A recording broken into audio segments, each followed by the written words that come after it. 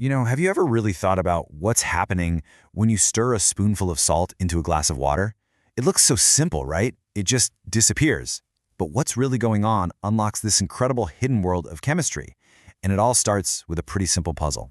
Yeah, here's the mystery. If you take a simple circuit, with a battery and a light bulb, and you dip the wires into salt water, that bulb glows super brightly. But then you do the exact same thing with sugar water, and you get nothing.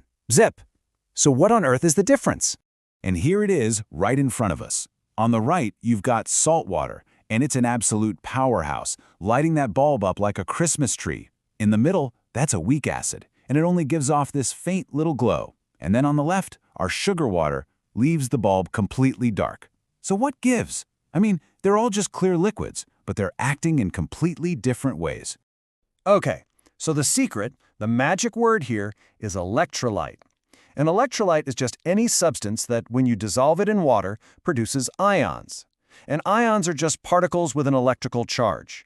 It's these free-floating, charged little guys that are carrying the current through the water. So no ions, no electricity, which is exactly what we're seeing with the sugar. So to really wrap our heads around why salt becomes this amazing electrolyte and sugar just doesn't, we've got to shrink ourselves down. We need to zoom in and see what's happening on the molecular level. And that brings us to the real hero of this story, water itself. See, water isn't just some passive liquid everything floats around in. Oh no, it has a superpower.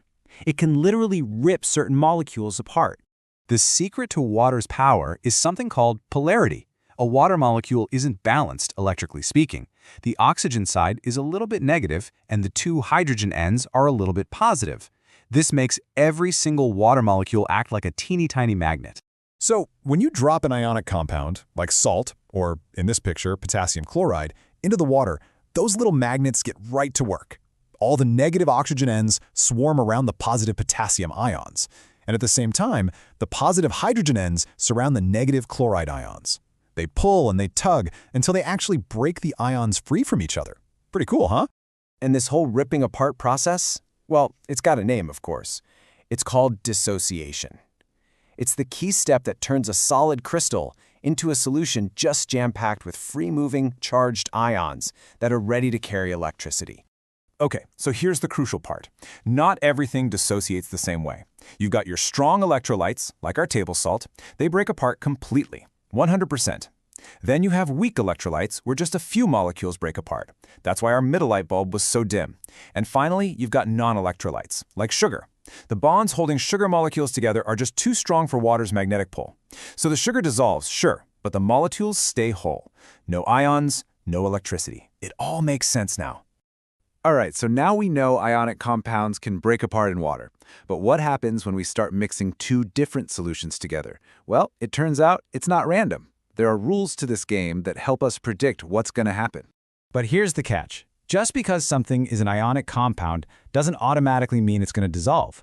It's like a constant tug of war. For some compounds, the attraction between their own ions is just way too strong, and water's pull just isn't enough to win. We call those compounds insoluble. Luckily for us, chemists have figured out the patterns. These solubility rules are basically a cheat sheet for predicting what will dissolve and what won't. For example, rule number 1 tells us that nitrates are always soluble, no exceptions. But then you look at Rule 5 and you see that most carbonates are not soluble, unless they're paired up with some very specific partners. So let's actually put these rules to the test. First, we mix two clear solutions, lead nitrate and sodium iodide. Second, we figure out what new compounds could form if the ions swapped partners.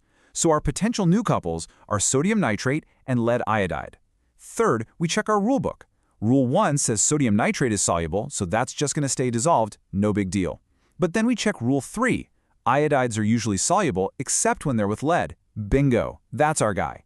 That means lead iodide is insoluble. It's going to form a solid, which we call a precipitate. And this isn't just some abstract theory. These reactions can be absolutely stunning. You mix two perfectly clear liquids, and suddenly this vibrant, colorful solid appears out of thin air. It's pure chemistry in action, and it's beautiful. Okay, so up to now, we've been focused on what happens to the stuff we dissolve in the water. But what about the water itself? Does anything happen to it? Oh yeah, adding all these particles fundamentally changes the properties of the water. This brings us to a new idea, colligative properties. Now that's a fancy-sounding term, but all it really means is that some properties of a solution don't care what you dissolved. They only care about how many particles are now floating around in there. It's all about quantity over quality. So what exactly changes? Well, two of the big ones are boiling and freezing points. These dissolved particles kind of get in the way. They make it harder for water molecules to escape into the air as steam, so the boiling point goes up. And they also disrupt the water molecules from lining up neatly to form ice, so the freezing point goes down. This is exactly why we throw salt on icy roads in the winter. And here it is. This is where we bring everything full circle, right back to our original mystery. When sugar dissolves, one sugar molecule makes, well, one dissolved particle. But when salt dissolves, it dissociates, remember? So one unit of sodium chloride actually creates two particles, a sodium ion and a chloride ion. Chemists actually have a way to count this, a score called the Van 't Hoff factor, which they just label I. For sugar, which stays in one piece, I is equal to 1. But for salt, which splits into two ions, I is equal to 2.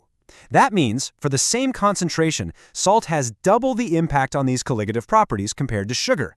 It's a particle multiplier. All right, let's zoom back out and connect all these dots. We started with a simple light bulb, and that question has led us down a path to some really big ideas about how our world works at the most fundamental level. Think about it. We started with a glowing light bulb, and that showed us the difference between electrolytes and non-electrolytes. Then we zoomed in to see how water's polarity lets it rip compounds apart through dissociation. We learned the rules of the game to predict when new solids would form. And finally, we saw how the simple act of dissolving something actually changes the nature of water because of this particle effect. And that leaves us with one last thing to think about. The invisible process of salt dissolving in water makes it conduct electricity and lowers its freezing point. These are powerful, physical changes, all driven by something we can't even see. It really makes you wonder, doesn't it? What other invisible chemistry is shaping the reality we experience every single day?